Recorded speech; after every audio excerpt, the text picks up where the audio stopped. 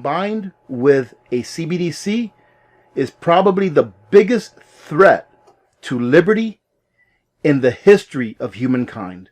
Hello YouTubers, Alaska Prepper here. Ladies and gentlemen, I was going to try and extract some of the clips from yesterday's live stream where we covered ESG. However, the audio just was not that great. Not sure if it was something with my microphone. It seems to be working well, or if it was something with the weather. However, ladies and gentlemen, this is such an important topic. This may seem like somewhat of a boring topic to listen through, but it's such an important topic that we need to get in front of this and understand what the implications of this ESG will be to our lives, ladies and gentlemen. We will literally be living in a prison state, in really a digital prison state. There's not going to be any fences around us. The fences are going to be digital fences, and the control will be held by a very few.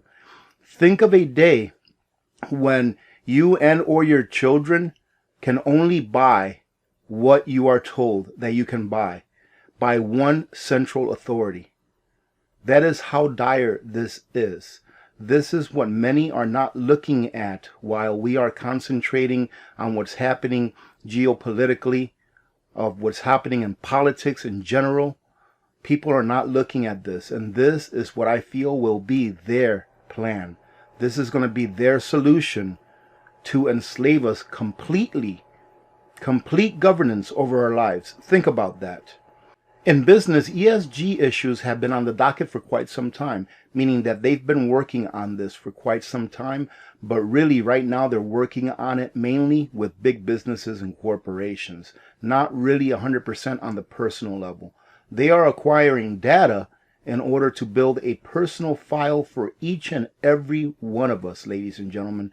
A digital personal file for each and every one of us that will allow them to know what kind of a credit score, i.e. social credit score, not financial credit score, social credit score, we have. Now, if you take a look at what a credit score is, like for example your FICO score, right?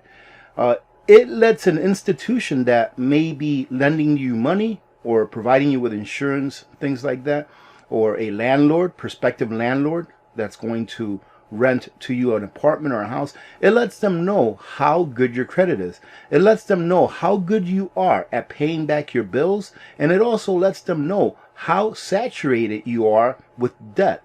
That way they can make an informed decision as to whether they want to rent you that house or apartment, or as to whether they want to loan you X number of dollars so that you can buy whatever it is that you want to buy with that loan. That is what a credit score does now.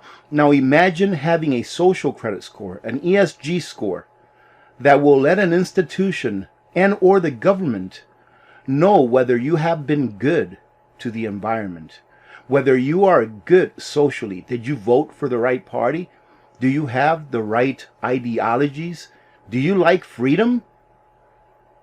Lets them know these things so that they can then determine what kinds of privileges they will allow you to have. When our world turns completely digital, they will be able to have the ability to demonetize your life, to pretty make you a non-person. Think about that. That is how serious this is.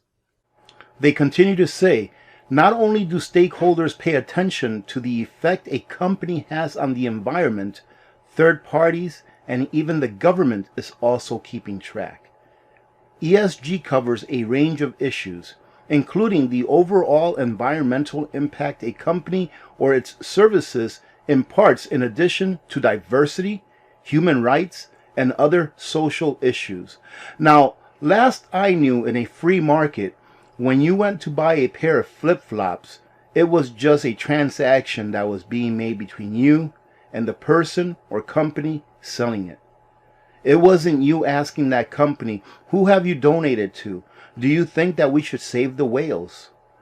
Do we think that we should drive less vehicles? It was just someone making a purchase of something that they wanted from someone that was selling that something that they wanted.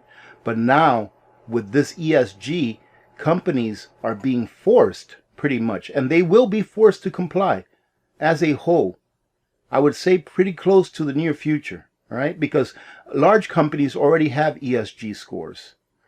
All right, so all companies will be forced to comply. What do you think that the mom and pop shops, the middle class, do you think they'll be able to comply with all of these regulations that a centralized entity puts upon them? They can barely comply with them now, ladies and gentlemen.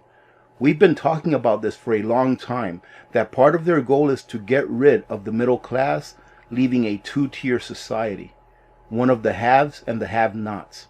And there will be a third